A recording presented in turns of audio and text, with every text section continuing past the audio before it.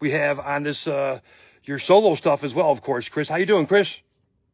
I'm doing good, Scott. It's great to be back. How long has it been since we started talking? Like 120 years? No, yeah, we've been on our 31-year anniversary is coming up this coming July 10th. So we've talked throughout the years many times. Oh yeah, no, absolutely. I don't think there's ever been a time that I was getting my schedule to do stuff like this that you weren't on it. So yeah, it's always great to be here with you, and it's still great to be kicking it out here. Oh, definitely. In this business after all these years, and seems to be more lively than ever for me right now. I got so many different things going on. That's awesome. It's a lot of fun right now. So right now we're pushing Chris Caffery 20 years. Let's see here, 20 years of metal, right? Of the music band. 20 years of the music band. Back in 2002 was the last Sabotage tour we had done, and in 2003. I was kind of waiting to see if we were going to go into the studio, or late 2002, we were getting into TSO, so the next year we were talking about doing a Sabotage record, and it didn't happen. So I had songs I'd written for that, but I didn't know exactly what was going to happen, so I just kept writing, and by the end of that year, I didn't get any news that something was going to be happening at that point with Sabotage, so I got myself a solo deal. And in 2004, I started recording music, and Music Man was one of the songs on that first release. And here we are, 20 years later, 2024. I recorded the song "Do You See What I See Now," which was the newest song on this record. So it was 20 years of the music I had in between the time when Sabotage had stopped touring to when Sabotage started touring again. And for me, it's just a really cool thing because I had 8 solo records and EPs, and I had a bunch of singles, and it kind of gives you a cool little, a roller coaster ride through what I did musically on my own while I was waiting for Sabotage to play again. And now that Sabotage is playing, not that I won't do solo music anymore, but I thought it was a cool way to cap that piece of my career in that little chapter together with one release. Very cool. We got 21 songs. Is this a double release? Yeah, it's it had to be. Album and CD. It's my first record on vinyl, so there's 2 LPs and 2 CDs. A couple less songs on the vinyl because we can't fit as many on vinyl. Actually, make it sound good, but exactly. Yeah, it goes through all the records. There's at least one song from each of my solo records, and then there's unreleased songs. There's one brand new song. There's songs that were only released as singles. There's songs that were only released on EPs and not full records. And like I said, it's a pretty cool ride through all the different styles of real heavy to more acoustic to instrumental, and just kind of goes through a wave of everything that I was doing, under the moniker Chris Caffery in those years. I like the album cover. 20 years of the Music Man. Got your name on top. And what's in the middle there? You got a clock? Is it probably for 20 years or no? Oh, yeah, it's just time. Time, yeah. Time ticking by, and you see the hourglass. Hourglass, yep, that's cool. Hands through the hourglass. So were the days.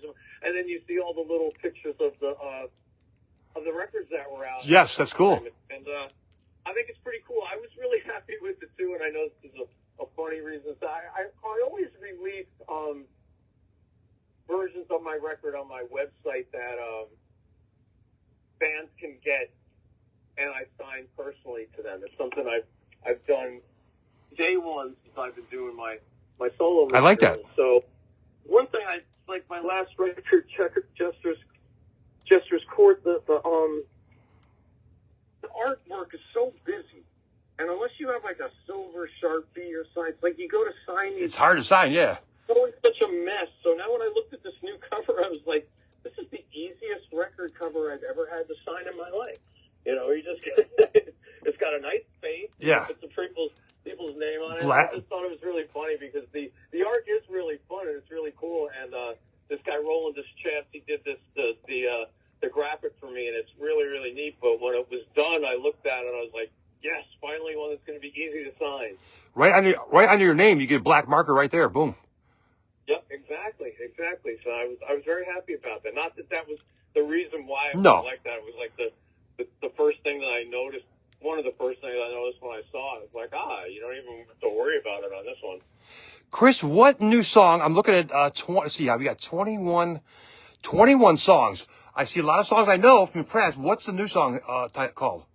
Do You See What I See Now is one of the 3 new singles. That's a brand new song that I wrote and recorded last year. Okay. That song is one of only 2 songs in my solo records that I shared lead vocals on a song, and that's with Jeff Scott Soto. Great singer, and of course TSO too. Singles, and it's the single's out now. The video's getting finished now. That's going to be finished right before the record comes out. So I'm really excited about that. I mean, the song is kind of it's one I thought was going to fit into the record I had about, the wars, and it's just basically about leaders having mind control over people, basically throughout history, and some of the craziest ones I linked to the dark side, and the chorus of the song was kind of being sung by the devil, and in the verses my voice was already heavy, so I was like, how do I make my heavy voice heavier?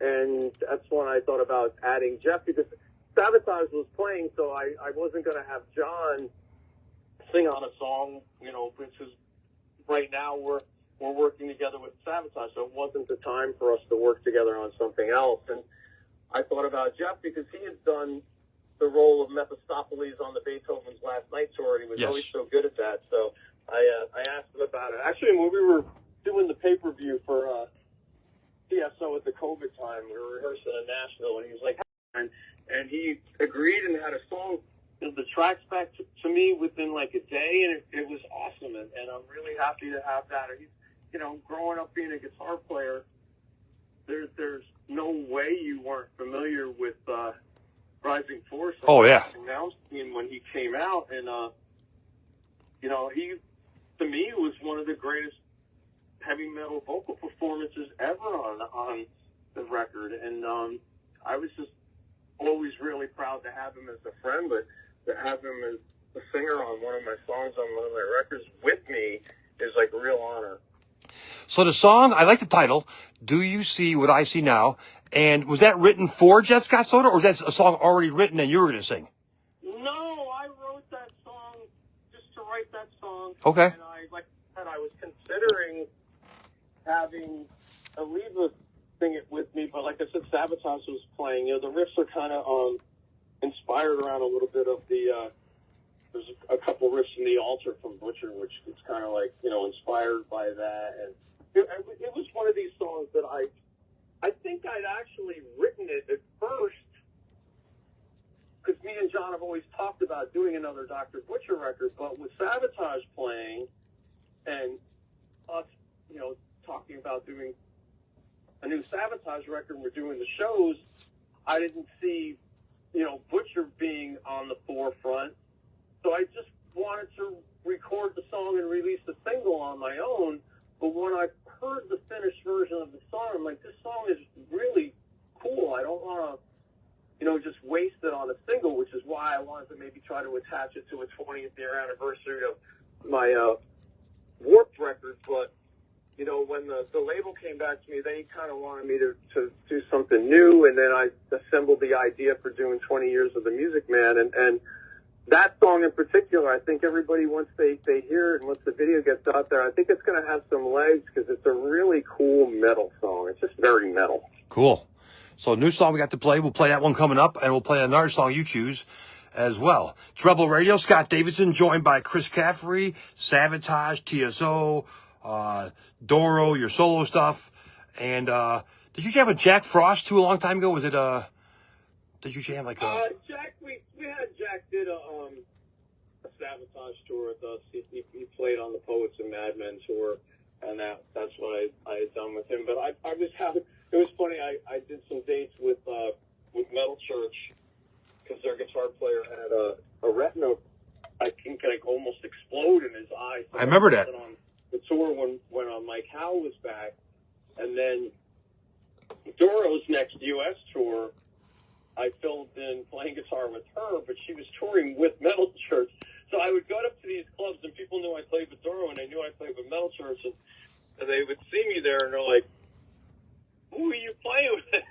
It's just so funny, like, everybody. But I played with Doro on the tour with Metal Church. I played with her on and off for 20 years. And, Yeah. you know, I've done touring with Ripper. Me and Ripper, when I was playing in his solo band, we actually had the opportunity to, because he was managed by Wendy Dio at the time, we had the opportunity to do the very last European tour with Heaven and Hell. Wow. Which was... that was something. A real... I mean, it made me so sad when Ronnie passed, but I felt so blessed to be able to have that opportunity. And, you know, when my very first tour ever was Sabotage opening for Dio back in 1987, 88, the Dream Evil tour, and, you know, that was just really, it meant a lot for me to be back out on the road opening for Ronnie again and touring with him. And when I, you know, heard that he had passed, it was really something that hit me pretty hard, but I was really fortunate to be able to get to spend that time with him again at that point, because, you know, I obviously never was going to see him again. So it meant a lot to me. I always wanted to do a record with him, and it's something we talked about a lot. I really wanted to get a chance to do a Dio album, and he had really wanted to do it. I mean, he was talking to his assistant Steve, and he was saying, you know, like, we got to do this record with Chris one day, and it just never had a chance to happen. So at least I had a chance to spend that time on the road with him again. And Chris, Ronnie still sounded great on that tour. I saw him in Chicago, and he sounded great. I mean, you didn't, you know, it was... Yeah, no, he always sounded great. Yeah, never saw him bad. Guy was a freaking machine. He was so awesome, and you heard those songs and that band and that power that came out of and what it was that he had did and brought to us in the heavy metal world. It's like, you know, he was the only person I think that could have, like, walked into something like Sabbath and taken it to a whole new level. Yeah. Not that Sabbath was not great with Ozzy, but he just walked in and re-identified it under, you know, the style of singing that he had done with Rainbow, the metal side, and it was just so awesome. I think when people ask me what one of the best concerts I've ever seen in my life was, to tell them, I tell them it was Black Sabbath Mob Rules, Madison Square Garden. Wow. It was just amazing to watch Ronnie with that band under, you know, at the time when they were at their prime. It was incredible, but to get a chance to play with them again was a lot of fun too. Very cool. Scott Davidson hanging out with Chris Caffery, and a new album. When did it release? The 20 years. June 13th. So it's coming up. Now, I like what you said earlier. You said that if someone gets a hold of you, is this through social media, like through Facebook, or how do they get a hold of you? For sign a record? I have my social media. I have chriscaffery.com. That's where my store is. So if people wanted to, as of right now, the CD is sold out in the pre-sale there, but the good sign. LP version, you can order copies there that I'll personally autograph, and that's chriscaffery.com in the store. I have Chris Caffery Official on Instagram. I have Chris Caffery, my music page on Facebook, and Christopher Caffery, which is kind of my personal, the one that has friends on Facebook. There's like 700 million fake pages that come out all the time. Yep. I just always ask people to not assume that any of them are real, especially the ones that have like the fake blue dot as the profile picture. I mean, these people will get onto Instagram and Telegram, and they'll be asking people for money under my name. You'll never do that. You know, I'm going to be calling you and asking you for money, or messaging you and asking you for money. So don't assume anybody in those situations is ever me. And the only thing you should do is report them as a fake. Yes. And, screen shoot the thing and send it to me and just let me know, because a lot of times fans can report that and it doesn't get removed, but if I report it, it does. Yeah. It's easier for you to get somebody faking you taken down than somebody else saying it's a fake you. So especially if you've communicated with them, it's easier for me to do it. Usually when I report things, they're down. If it's not within a couple minutes, within a couple hours. Cool. So you'll sign a record or CD and say, hey, John, or whatever your name is, this is for you, your personal thing for you to have. That's really cool. Exactly. That's what I like that. You know, ever since I was doing my solo records, I've made sure that I purchased, you know, a bunch of copies of it myself to have at home. And then I'll sell them through my website. And a lot of times I'll put in, you know, guitar picks and special little items with that. I'm actually making a timeline thing. It's funny. This year has been so crazy. It's been like the best and sometimes the worst year of my life at the same time, because Sabotage is back being the obviously the best side. But I had early in January and I didn't say anything about the sunlight, but my mother had gone into the hospital and she was very sick, and so I was trying to way to deal with that while I was doing everything that was going on, and putting this record together was one of the things I was doing. And one of the things that I didn't notice when I was looking at the final of all the artwork and everything, it's like, and I'd written everything down and sent it out, but every individual song was identified as to who played what and sang, where it was recorded, and this and that. And but that part of the credits didn't make the record. Oh, boy. And I didn't notice it until I looked at the record when it showed up at my house, and I'm like, shit, I forgot this.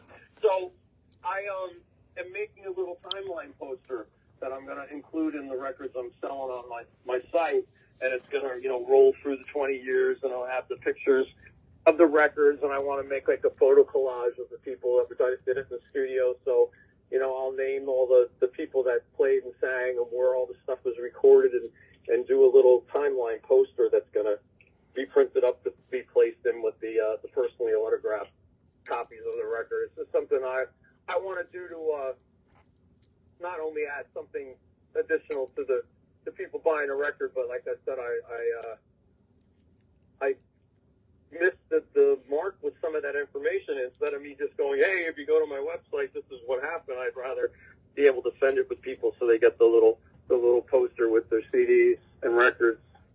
Well, we know Jeff Scott Soto sang on the new song. Who else played on the record? It has Brian Tishy's playing drums. Okay, I know him. Sean McNabb on the bass, and there's actually, I had a guitar solo section, but a lot of times I'd ask one of my friends to play a solo with me. This time I went a little bit different direction, and I had, you know, the idea kind of came from working with Soto on the song. I approached Derek Sherinian to do a keyboard guitar battle with me, so Derek's on that song as well. So it's a really awesome lineup of people on that song, and it's actually one of, out of the 20 years I did music, it's one of, you know, my, I think, top 10 favorite songs that I've recorded. It's got to be lying in there now, somewhere in the top 10. I really dig it. I think it's a lot of fun. Now the song pisses me off. We got a radio edit in this version, but I got two other versions. I got the original version, and then you come out with the second version of that song. That song I'd say that gets the most requests out of all your solo stuff for Rebel Radio. It actually has the most plays by far on Spotify and things like that. I put it back on with the intro cut off, and the swears edited off. It was kind of like a reverse kind of thing, because, you know, if somebody got the song with the swears, they'd be coming to me going, oh, it's great, but I got to edit it. So now it's kind of like you have the version people can play with the edited swears, and if you want to get the swears and people ask me for it, I don't have to do anything to get them that version. I already have it. Cool. So here, take this version. Go here and download that one. And I think that's something I may do too. I gotta talk to my label about it. I think I may have with the records, I might just put a download code somewhere for people to be able to go get Pisses Me Off, so they can have the one with the swears. But there was a 2007 version that I did that had a little bit of different lyrics. But yes, people go, well, why don't you do a Pisses Me Off 2025? And I was like, well, no, because people are such a bunch of crybabies now. Yeah. That if I was to name what pissed me off, it would piss people off. Yes. You know, so I could not really go out there and say that without it offending somebody that something pissed me off. So when I released that song, the net wasn't that big, and phones weren't everywhere just yet, so people were able to listen to it for what it was with the sense of humor and actually laugh. Yeah. Now it's like, I think the lyrics in that song still kind of tremble along that way. They're not really current. There's things in there that, you could marry to your life and things, although Starbucks is more than $5 a cup now. But, yeah. If I was to say things that piss me off now, the next thing you know, you'd have a freaking war going on your website about it. I'm just like, I don't want to deal with that. I kind of understood that situation a little bit too as I wrote more of my solo music, and people were evaluating songs that had subjects that they disagreed with, and I'm like, wow, the world's gotten a lot different. Oh yeah, that's for sure. It's really it's gotten a lot different, and so I was like, let me just try to avoid that drama and just re-release the song as it was. Chris, how do you pick the set list? You got Jester's Court first, Mayday second, Music Man third, Piss Me Off fourth, the new song fifth. How do you pick all that to go, to go by flow or? I kind of wanted to line it up with the records that they were on really at first. Well, I wanted to start with the Faces record, but I didn't want to start with the song Faces, so I wanted to have Jester's Court in there, the song, because that song actually wound up at the end of the Jester's Court record, and I thought probably, for me, I really like that song. I think it's a very cool metal song, and I think its positioning on that album may have got it kind of left in the dark a little bit more than I wanted to where it was, so I just thought that, it kind of lists the whole attitude of where I've been at doing my solo stuff anyway, where I was, in charge of my own court with that music. So I started it with that, and then I went into Mayday, which was,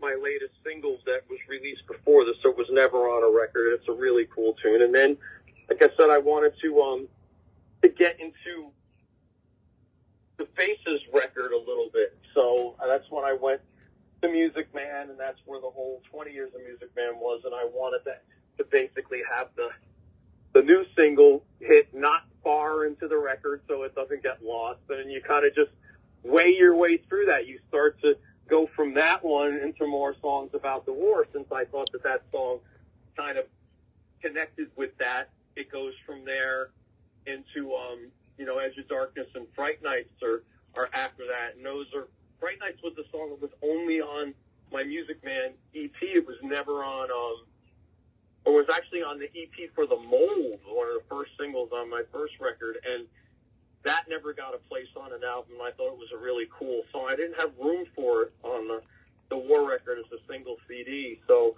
I placed that there. And Edge of Darkness, for me, was one of my favorite songs off the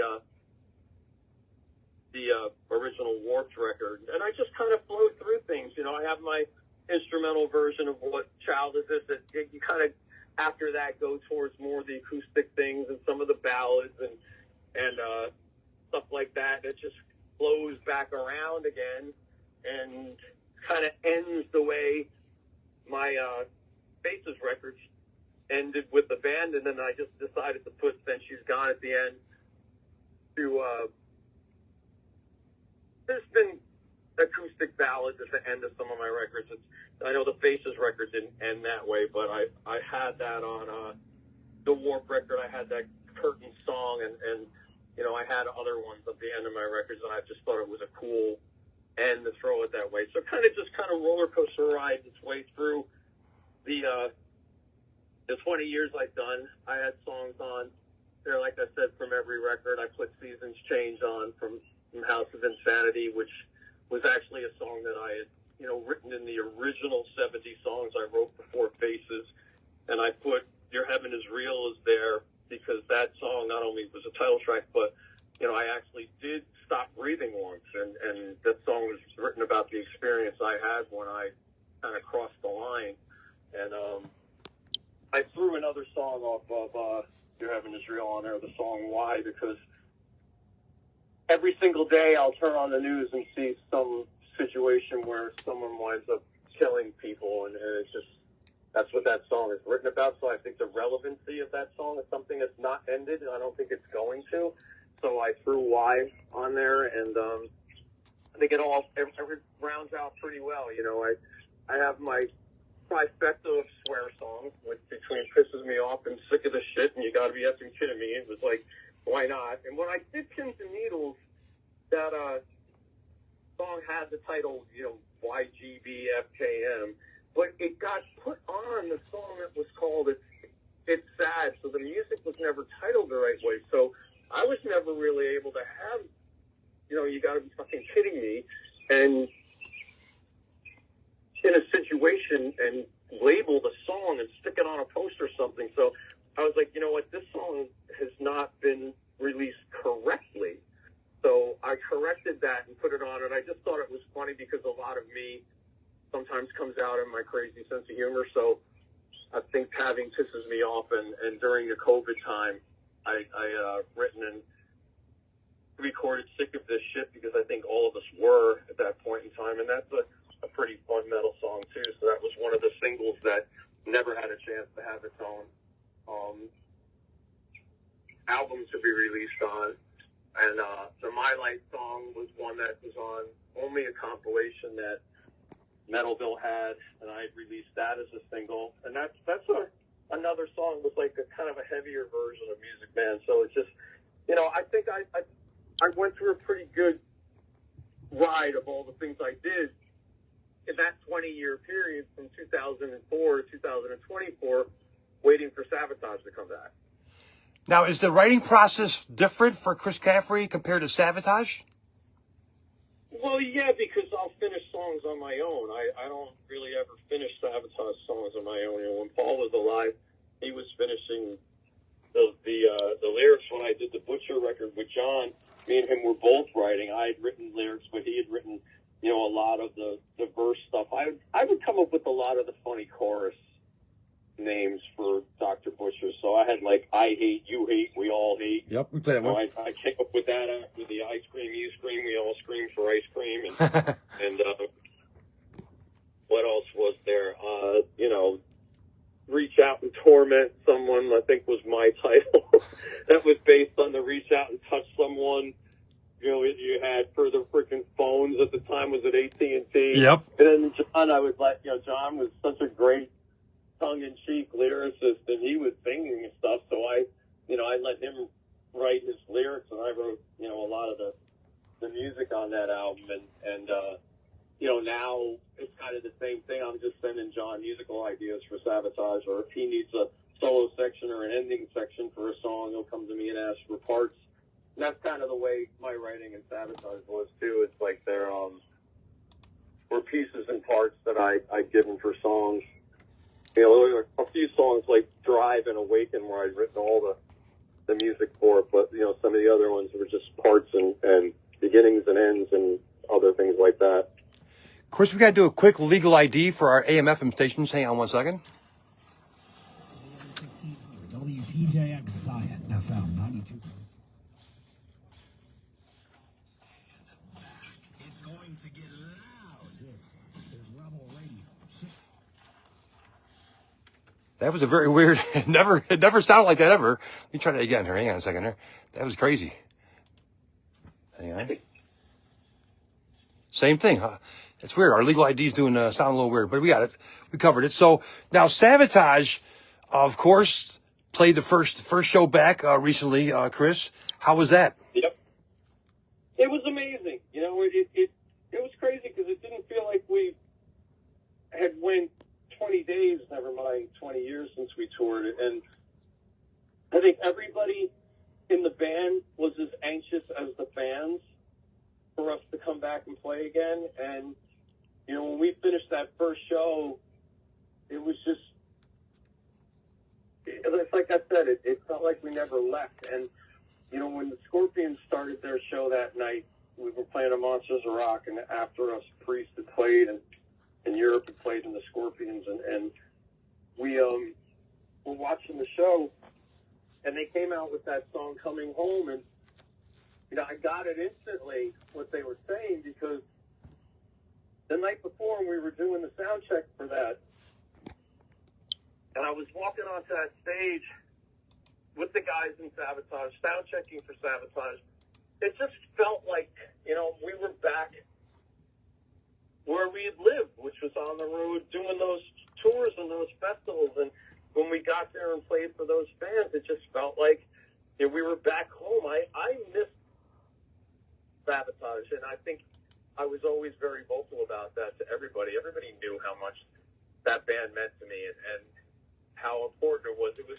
kind of the reason why I only played with other bands but never really joined another band, because I was waiting, and I didn't want to identify myself really as anything different than myself. I had Trans-Siberian Orchestra, which is, one of the greatest bands on the planet, one of the most awesome tours you could ever be a part of. So I really wasn't looking for that, and I was, just waiting for Sabotage to blow up the dust and come back out. We never broke up, which always got on my nerves when people would say ex-Sabotage. It's like, well, we didn't break up. When people say Sabotage reunion, it's like we never broke up. It's like we were hiatus. Like Austin Powers, cryogenically frozen, I think is the best way to look at it. A long hiatus. Evacuation complete. We were just waiting to go, and it was kind of when we did Bakken in 2015. Yep. With TSO, right? We wanted to start talking about getting a plan together, and then Paul had passed away.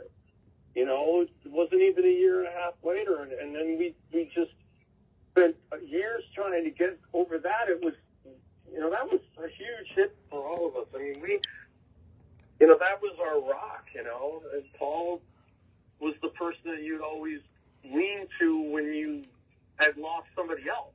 So where do you lean to? Where's that person when Paul goes? And it was just hard. So then COVID came, and you blink your eyes, and it was, 2024 last year when management called and said, hey, there's some offers. So, we could have easily blinked our eyes, and another 10 years could have gone by, and there would have been no Sabotage. It was just like, let's go play. And they asked us if we wanted to do it. There was some offers, and we're like, let's go. I almost started crying. I was like, fuck yeah, this is what I've been waiting to do, since I started writing that solo material. So it's good for me because I'm able to, now when I go to write my stuff, the energy is going to be a lot different. I'm not going to be trying to, replace that missing emotion that I had from having no Sabotage. So I'm going to be able to write my own music, I think, with a clearer head and just create by the art and less by the emotions with a lot of that stuff in that sense. So I'm looking forward to that when the time comes. But for now, I'm really excited to be back with the guys in my band and us playing the Sabotage again. I grew up with that band. I was 19 when I first toured. I just turned 19 when I first toured with Sabotage, literally a couple of months later. And, it's been such an important part of my life in every way. Interview in 2020, I think. Yeah. And that's kind of what spurred. I got emails and text messages the next day from people being like, Sabotage is doing another record? Awesome. I'm like, we are? I didn't know John had did that interview. I think it was with like Rock Hard in Greece or something. And I don't think any of us knew exactly what was going to happen. He wanted to make a final Sabotage record. We didn't know what was going to happen this year was happening until last year. So when he says curtain call now, I kind of tell people, well, we don't exactly know which way the curtain's going. Yeah. It's like maybe it's not the curtain ending their chapter, that chapter, or for good, it's the curtain opening for the new chapter. So I always stay optimistic on everything. If it's just one record, then it's one record. If it's 10 records, it's 10 records. Whatever happens, happens. I'm just really happy. I've waited a long time, and Sabotage is back. So I just feel like that space in my life has been full. I like I said, I had a challenging year, and things happening in my life, in my personal life, that were really difficult to deal with. And there's that anchor now that I've always, missed, which was that part of me that was that little kid and his guitar that was in that band. You know, it's like I know I've played with other bands, but it's just something different that happens to me personally in every way with Sabotage. I can't explain it. It's just a different thing. I feel, you know, it's just like I said, it feels like I'm back home in the band that I've always, you know, wanted to just be a part of my everyday life. Whether I'm playing with it or waiting to play with it, Sabotage, it was a part of my life, and then all of a sudden, it wasn't for a while, but now it's back. Chris, I keep reading online, like you said, John's like really excited now. Chris Caffery says John is got really excited about the You know what's funny with that? I've been doing interviews for my solo record, and it'd be like 40 minutes of Chris Caffery talking about his solo record. And then somebody goes, Chris, before we go, I got to ask you one question about Sabotage. And then I'll say something that says, Chris Caffery says, like, the blabbermouth people will grab their freaking clickbait stuff and have the one line I did about Sabotage come out. But it's like, that's not anything that John hasn't said or anybody else has said. John did an interview that came out in April that, you know, said we were going to start working on the record in January. So it's like but for some reason, when I repeat things, it becomes like the first time anybody'd heard it. I'm like, no. And it always is funny like that. I knew it was going to happen. I'm going, it just doesn't stop. And Blabbermouth's they know I've got a decent sense of humor, and like I'm able to handle the whole scenario with that very well. But it's just funny because every day now it's a different Chris Caffery says, and I'm like, come on, guys.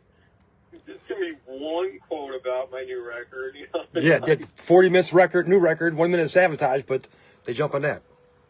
Yeah, exactly. But, you know, Sabotage is big news, and I'm happy that the news is there, so I'm not upset that the news is getting out there. I just don't want people to think that I'm out there just milking to Sabotage. Not at all, yeah. I've been out promoting and talking about this record release I have, and I just always get a question about it because the reason why I did my solo stuff was because I was waiting for Sabotage to play. So in essence, there wouldn't have been a 20 years of the Music Man if there was 20 other years of Sabotage. It would have been 20 years of Sabotage records, and it wasn't. So, Chris, I just saw a video of John Oliva at Morristown Studios, which Trans-Siberian Orchestra bought the original studio, correct?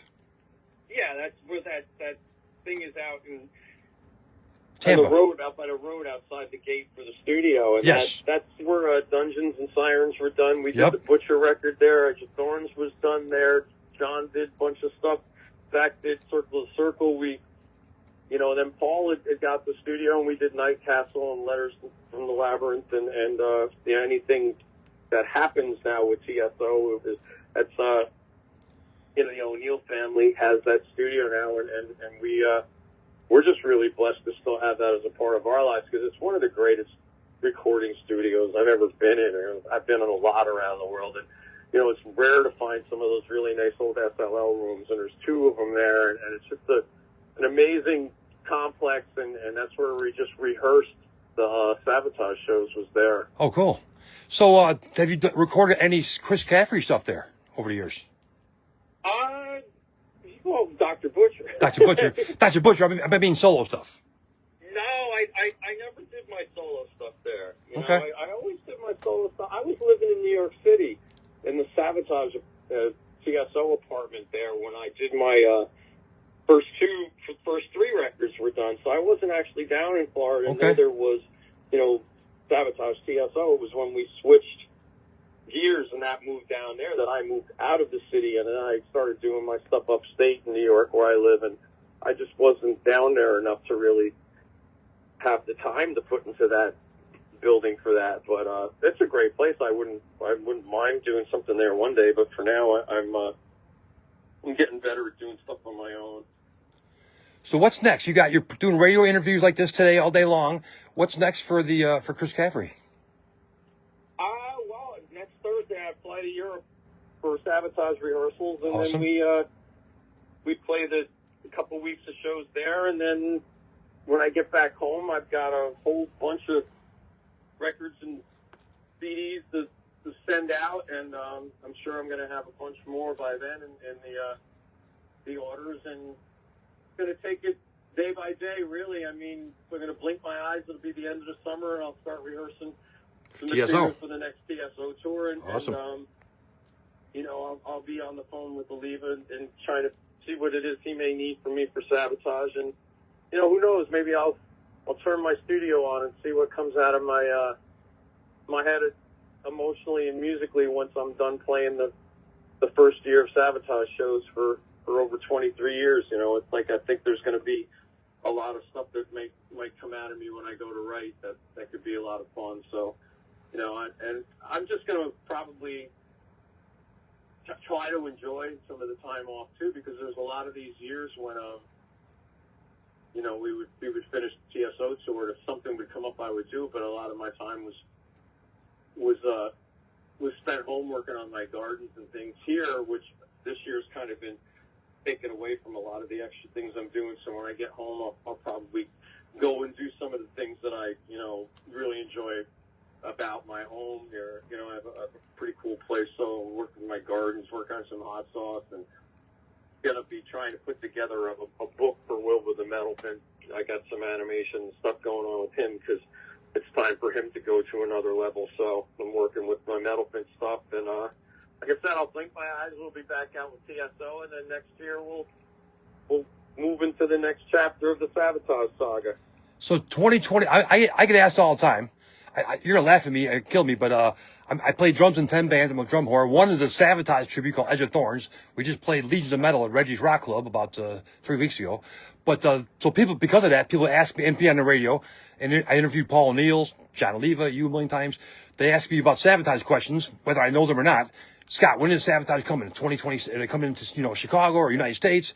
What can we say so far? Just look, be patient, and you're going to be one. Chris Caffery said, it's like, you know, we plan to play everywhere. There's no dates I've seen. When we see dates, you'll see them. They'll be there. And okay. I'm sure some people are going to know where we're playing before I do, because it's always like that. The internet always seems to know what I'm doing before you do.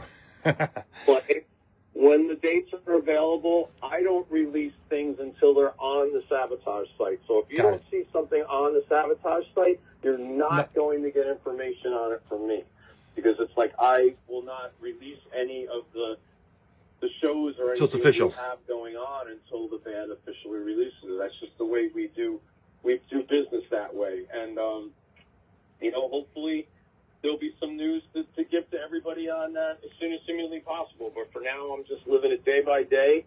And I'm happy to be going over to Europe again to do this, you know, first run of 10 shows there that we've done in over 20 years, and my dog's about to bark my head off because it's time for him to eat dinner. Okay. Well, Chris, thank you so much for calling in. What do you want to say to your fans here in Chicago, Wisconsin, around the world before that you get to your next interview and your dog?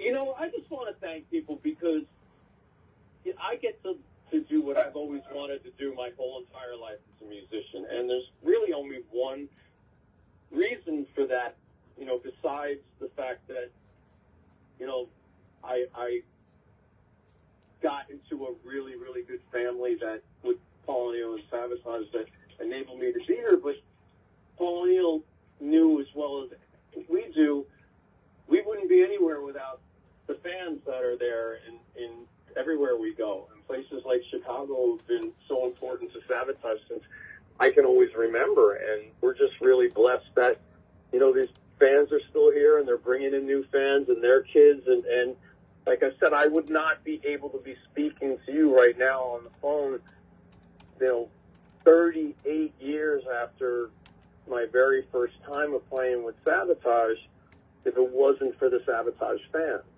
So, you know, that's it's got a lot of meaning to me, and I never take what I do for granted, and I always want to make sure that I try to do the best that I can do when I play shows, and I look forward to, you know, the next 38 years, whatever I wind up doing. I'm punching up a YouTube for a video to play for our audience to watch while I'm on Facebook Live here. It says, Hot Sauce and Playing Polkas talks new solo set. Chris Caffery talks new solo set. Hot Sauce and Playing Polkas. You have your own hot sauce?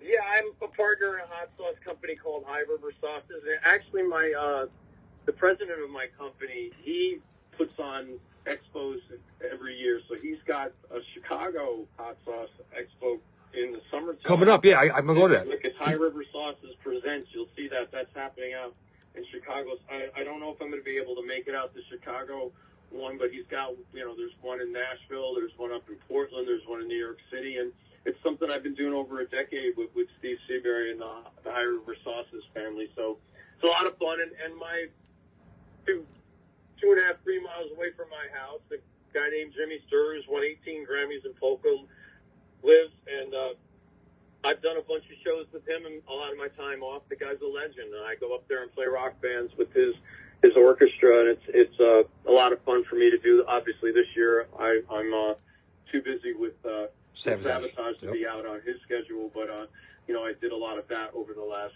probably close to 15 years. I've done shows with Jimmy. I also saw you were at a pinball place playing a bunch of pinball games. That's pretty cool, huh?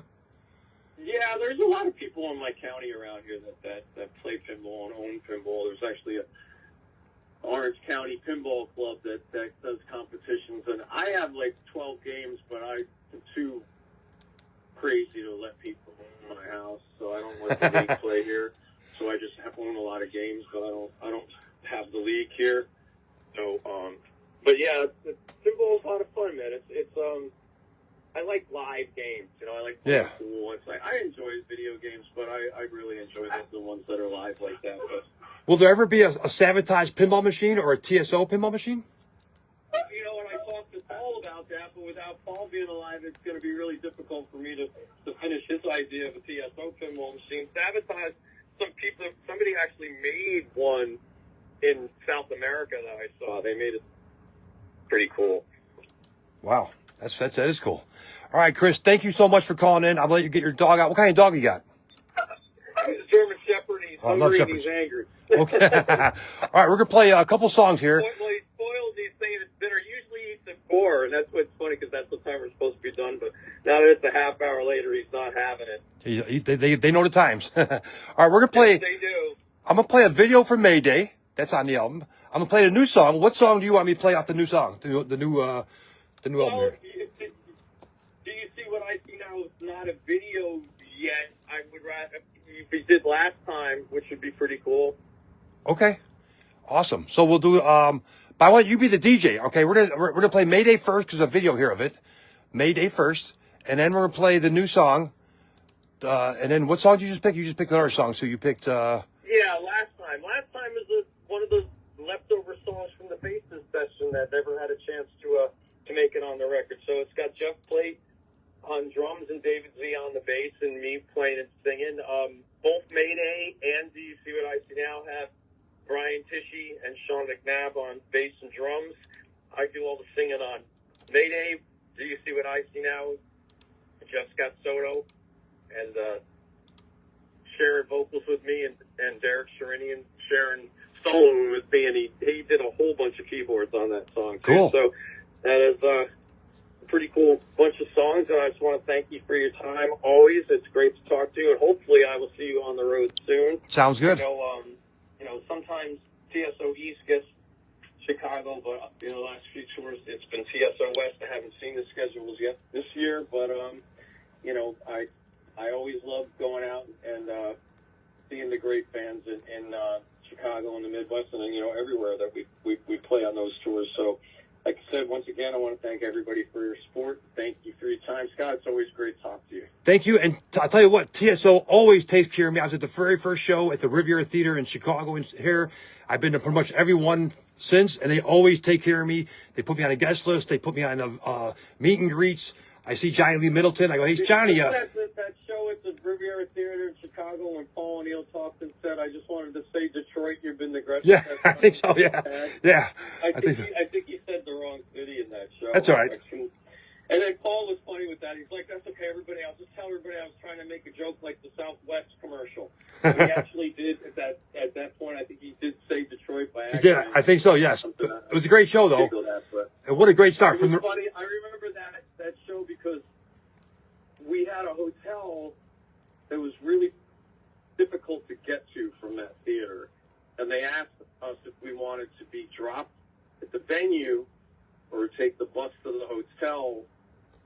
And there was a pretty crappy shower at the theater, but I was like, I'm just going to stay here. I was watching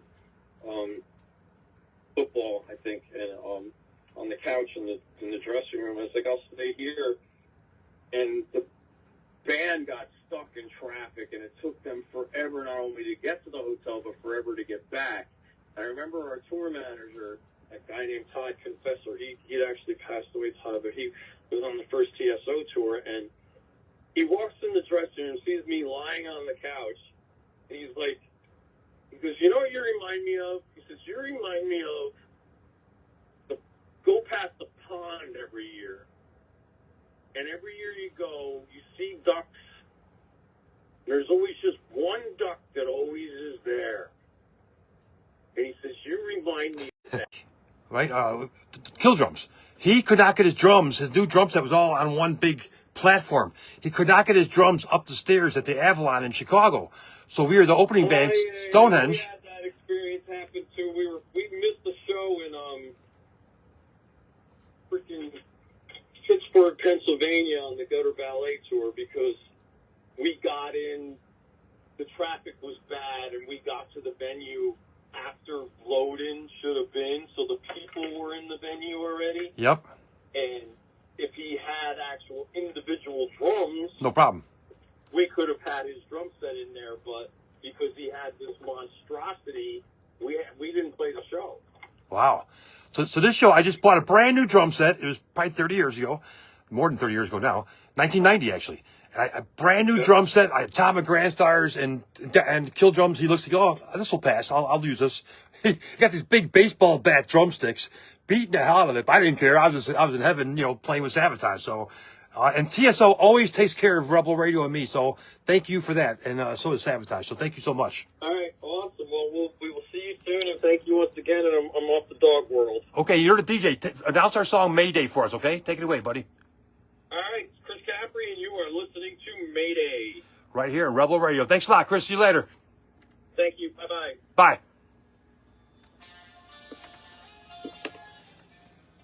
See you later, Chris. We're still on Facebook Live here. Thanks for watching this interview. Here's Mayday by Chris Caffery. First of three songs. We're gonna play a threesome here of Chris Caffery. Starting right now. But once the vocals kick in, we gotta turn it down. Because we can't have the vocals on Facebook Live, they'll take my video down.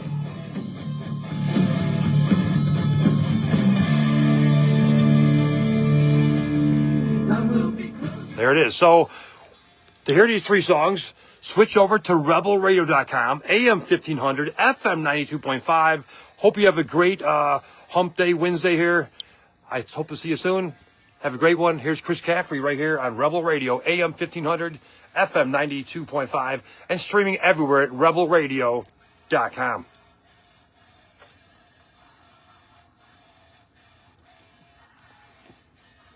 Once again, if to hear the lyrics, Facebook takes my videos down, even though they're billionaires. Pay some royalties. Keep these videos up. But now, after 30 days, they take them out anyway, but we still went up for 30 days. Here is Chris Caffery, first song of three, a threesome of Chris Caffery, Mayday, name of this song. We got a brand new song coming up, and an unreleased song that Chris picked as well. Thanks for watching. I'm Scott Davidson from Rebel Radio. Have a great Wednesday. Later.